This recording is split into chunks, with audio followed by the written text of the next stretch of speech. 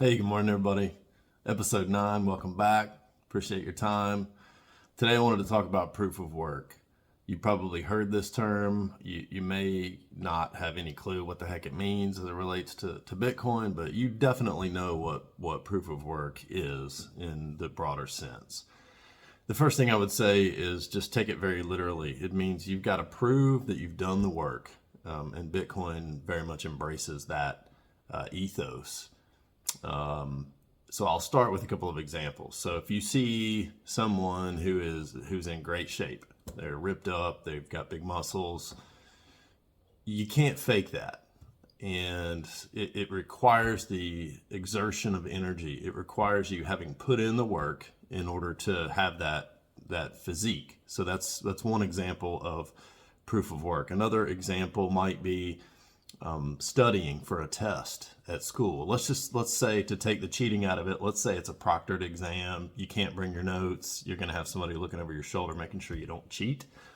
Well, you can't pass that test or do well on that test without studying. So studying is putting in the work, and doing well on that test is your proof of work. So there's a couple of examples that are allegories to the proof of work consensus or mechanism within Bitcoin. So another way to think about this, another term that has been coined, is there's unforgeable costliness involved.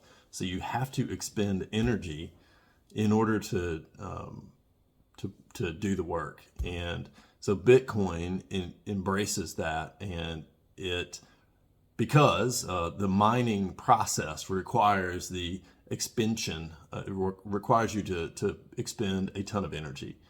I'll talk about Bitcoin mining probably in some detail. I've done mining. I've been mining Bitcoin since about 2019 in the third epoch, when it was a 12.5 per 12.5 Bitcoin block reward, which was fun. I learned a lot, stumbling over what I was doing there. So I'm definitely going to talk about mining in more detail in the future. But today I'm going to try to keep it to proof of work. So of course that requires energy, just like mining gold requires energy.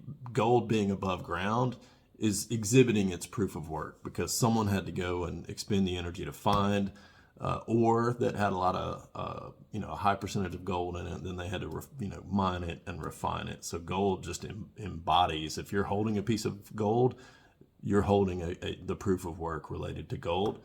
Pretty much the same thing as it relates to Bitcoin. You've got to expend the energy to produce the hashes, which I'm going to talk about hashes in a future video as well, and hashing and the hash wars and so on. But you got to put in the energy to produce the hashes in order to produce the Bitcoin.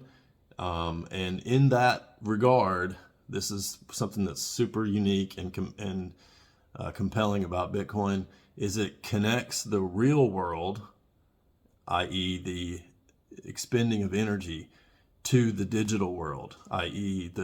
you have to expend energy to do the proof of work to produce a Bitcoin.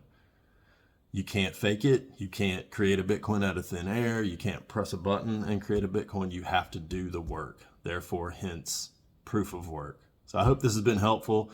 Hit me up with comments, questions. Tell me if I'm wrong somewhere. Thank you very much.